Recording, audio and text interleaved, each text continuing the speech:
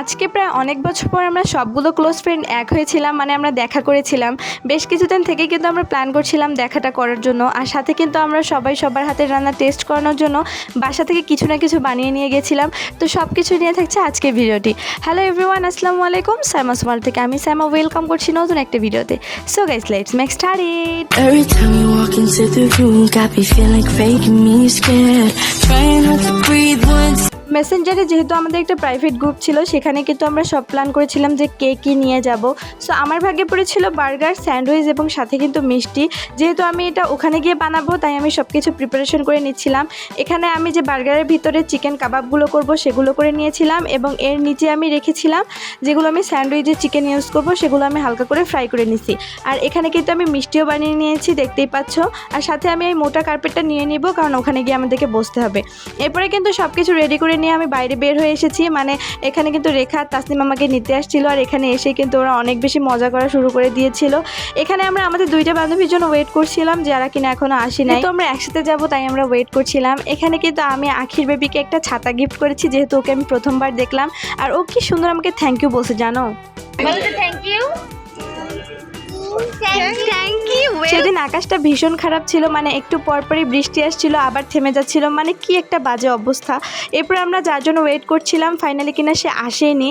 এরপরে কিনা আমরা আরেকজন ফ্রেন্ডের জন্য অপেক্ষা করতেছিলাম, কারণ ও শিওর করছিল যে ও আসবে।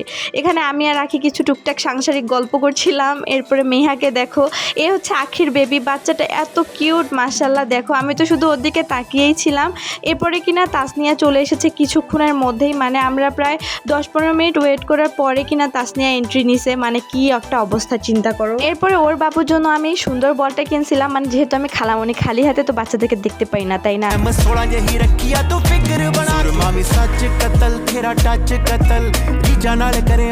এরপর আমরা সবাই মিলে একটা অটোর মধ্যে চিপা চাপা হয়ে বসে পড়ছি, মানে আমাদের এখানে জায়গা হচ্ছিল না। এরপর আমরা চিপা চাপা করে বসে পড়ছিলাম। আর এখানে বিশেষ করে বাবুরা খুবই এনজয় করছিল। আর এরা দুজন তো দেখো কি সুন্দর, মাশাল্লাহ মাশাল্লাহ। মানে আমাদের ফ্রেন্ড সার্কেলের বেবি হয়েছে, মানে নেক্সট বছর ইনশাল্লাহ আরও কিছু বেবি নিয়ে আমরা ঘুরতে যাব। এরপরে হচ্ছে সবাই মিলে আমরা যখন নামি লালমনিরহাট, কিন্তু আমরা মেইনলি শিশু পার্কটাতে যাব, যেখানে কিনা বাচ্চারা মজা করতে পারবে, আর সাথে কিনা আমরাও একটু ভালো টাইম স্পেন্ড করতে পারবো। আর এখানে আসার সঙ্গে সঙ্গে শুরু হয়ে গেছে বৃষ্টি, আর এখানে আমরা বৃষ্টিতে কি করব না করব আমরা বুঝতেই পারছিলাম না। এরপরেও কিন্তু আমাদের প্ল্যান চলমান ছিল, যেটা আমরা করব সেটা আমরা অবশ্যই করব। এরপরে কিনা আমি, রেখা আর আখি মিলে আমরা চলে গেছি পার্কের ভিতরে, যেহেতু আমরা বাবুদেরকে নিয়ে আসছিলাম। আমরা এখানে তাসনিয়ার একটু কাজ ছিল, তাই তাসনিয়ার বাবুকেও নিয়ে আসছিলাম, যেটা কিনা রেখার কাছে ছিল। মানে রেখা বাবুর খুবই টেক কেয়ার করছে। আর এখানে দেখো আখির বেবি আমাকে খেতে চাইছে জন্য ওর মুখের মালটাটাই আমাকে দিয়ে দিছে, মাশাল্লাহ কি সুন্দর, তাই না। ও আবার ওর মার কাছ থেকে গিয়ে খালামনির জন্য নিয়ে আসতেছিল। ও খুবই কিউট। ওর কথা যদি আমি বলি, আসলে এখানে বলা একদম মানে শেষই হবে না। আর এত কথা বলে, এত মিষ্টি বাচ্চা, কি বলবো। মানে ওকে তুমি যত অ্যাপ্রিসিয়েট করবা, ও তত বেশি খুশি হয়, জানো। এর মধ্যে কিন্তু আরেকটা ঘটনা ঘটে যায়। এখানে তাসনিয়ার বাবু তাসনিয়া রেখে চলে আসছে। এখানে ওর বাবুর অনেক খিদা লাগছে, এই জন্য কিনা আমরা এখানে বার্গারের যে বনরুটি ছিল সেগুলো রেখা খাওয়ানো শুরু করছে ওকে পানিতে ভিজিয়ে। এরই মধ্যে বাবু পুরো শরীর, মানে ওর পুরো কাপড় চোপড় সব ভিজাই ফেলছে। এখন হচ্ছে ও আবার পাউডার মাখিয়ে বাবুকে হচ্ছে ভূত বানাই দিছে, দেখতেই পাচ্ছ। মানে কি একটা অবস্থা, এরকম বান্ধবীর কাছে বাচ্চা রাখা মানেও রিস্ক। যাই হোক, এরপর বাবুরও গেঞ্জিও চেঞ্জ করছে, মানে এক কথাও অনেক বেশি টেক কেয়ার করছে, জানো, যেটা আসলে বললেই ভুল হবে। এরপরে আমরা 3 বান্ধবী মিলে অনেক গল্প করছিলাম। এর মধ্যে কিন্তু আমরা একটা পচা কথা বলে ফেলছি, যেটা কিনা মেহাও কপি করে ফেলছে, মানে আমরা এত লজ্জা পাইছি। এরপর আমরা ট্রেনের মধ্যে উঠেছিলাম।